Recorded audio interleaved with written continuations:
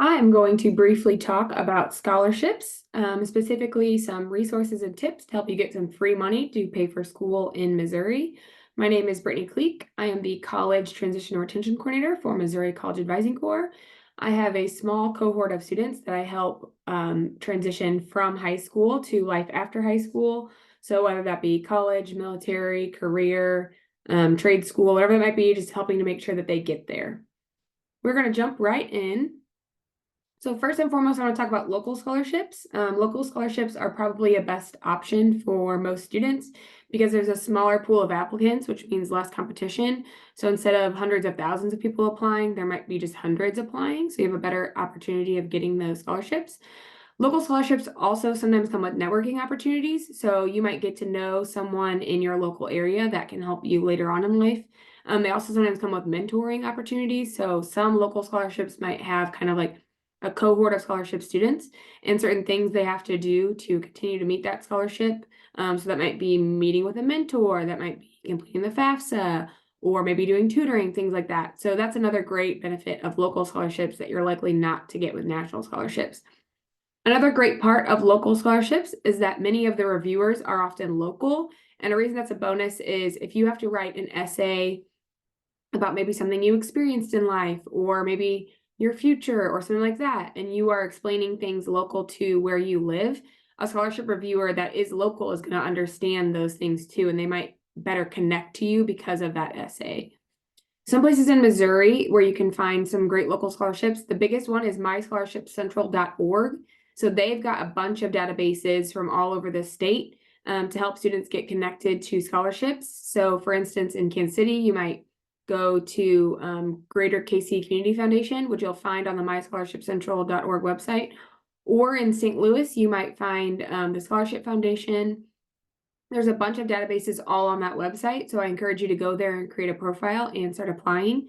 Another great place to find local scholarships, not just in Missouri, but I know a bunch of schools in Missouri that do these, is your school district. So for example, a lot of school districts have high school scholarships for high school students to go on to college. And the reason those are great is because it's just going to be within your district. So again, the competition is smaller. However, a lot of districts aren't able to get all of their students to apply to them, and they have multiple scholarships. It's usually not just one, it's usually a whole bunch of alums that have gone to that school that want to help out students. So definitely check out your school district's options. And lastly, check any organizations that you or your parents might be a part of too. So if your parents are part of like the YMCA, or if you've ever been a part of Big Brothers Big Sisters, or maybe you're in a local club or something like that, those places often have grants and scholarships that you can also apply for.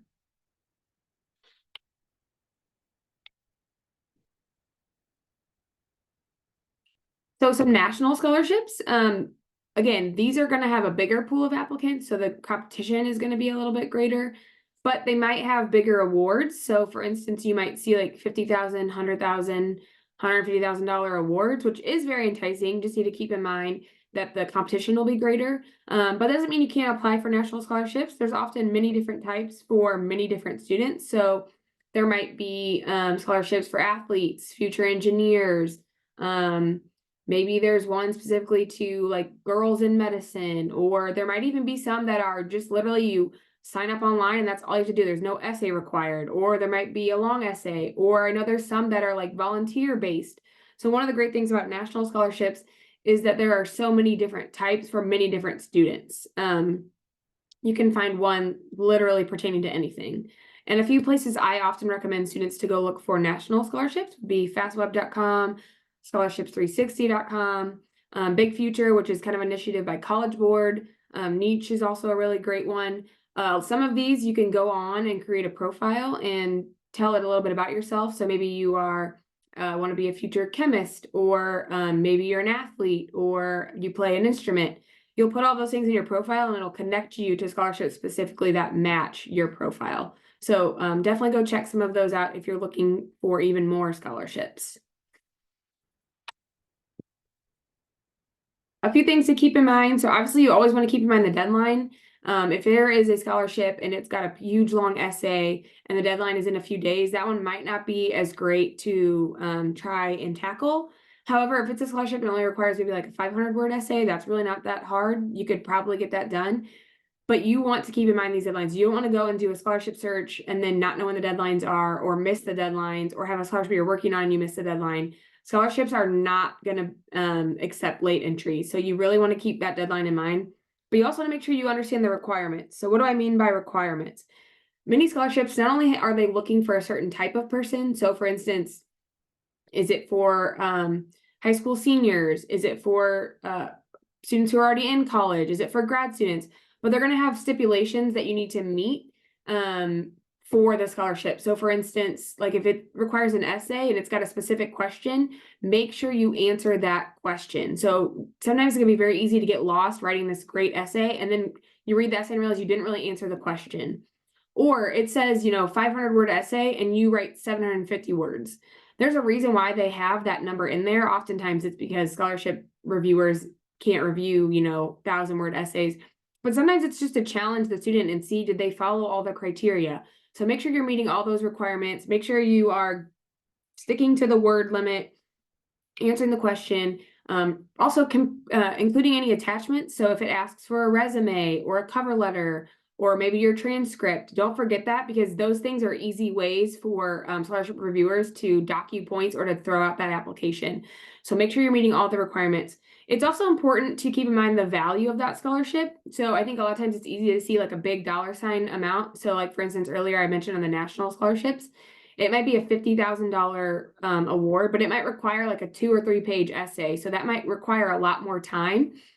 Whereas you could do, 10, 15 scholarships that maybe only need a 250-word essay, or maybe they don't need any essay at all. You just go and fill them out. So how much money are you looking at? And then what is that time? So for instance, 10 scholarships and each one is worth like $200. That's going to go a long ways if it only takes you an hour to do all 10, opposed to an hour to fill out one $500 scholarship or $1,000 scholarship. And what are the requirements? Like I said, some essays might require a lot more and take more of your time, might have to jump through a lot more hoops, whereas those $250 scholarships, $200 scholarships, they won't seem like a lot of money, but they might also have a smaller amount of people applying for them, meaning you're more likely to get that money. So keep in mind those like value of scholarships. Now for the stipulations, this might sound a lot like the requirements, but this is more if you were awarded the scholarship, what kind of can you expect? So for instance, is this a renewable scholarship? What I mean by that is sometimes you just get a $500 check one time. If it's renewable, you might get $500 for each year you're in college up to 4 or 5 years. So you need to know, is it renewable? But you also need to know, how is it getting paid out? Is this something where I'm going to get contacted and I need to send my financial aid office's information? Do I need to send my information? Are they going to just mail me a check? How is it getting paid out and when is it getting paid out? Because you don't want your school to charge you when you're still waiting on scholarship money to come in that hasn't been applied to your account. So understand the stipulations. Also have an accessible email address. Don't write down your high school email address or an email address that you always forget the password to. You want to make sure that when they are able, if you win the scholarship, they're able to get a hold of you and able to contact you. It's also important, however, that you write down the contact information for the scholarship provider. So when you're filling out these scholarships, it's really helpful if you can write down who the provider is. So maybe it's a person, maybe it's an organization, but write that down, because later on, if you don't know where to get that money from, they haven't contacted you, it's going to be a lot harder to get that money from that person if you don't have any contact information or don't know who the provider is. So these are just some important things to kind of keep in mind when you're moving through that scholarship process. Lastly, if you have any questions, reach out to someone. Obviously, you can always email me. I can be reached at collegeconnectioncenter@gmail.com, or you can DM me on social media. I'm on Twitter and Instagram, so at NCAC Retention. Or if you need help completing an application, maybe there's some questions you're not sure about, you want someone to walk you through. Maybe it required an essay and you need someone to review it. I've oftentimes read essays for students. I'm very happy to help. I've sat on committees before. I've reviewed hundreds of scholarships, like as a scholarship reviewer officially for different organizations. So I'm happy to help you, look over the rubric, make sure everything looks good. At the end of the day, I just want to make sure that you guys are getting that money that you deserve. So thank you so much for watching this video. Like I said, if you have any questions, don't hesitate to reach out. And I look forward to hearing about all the money you guys are winning.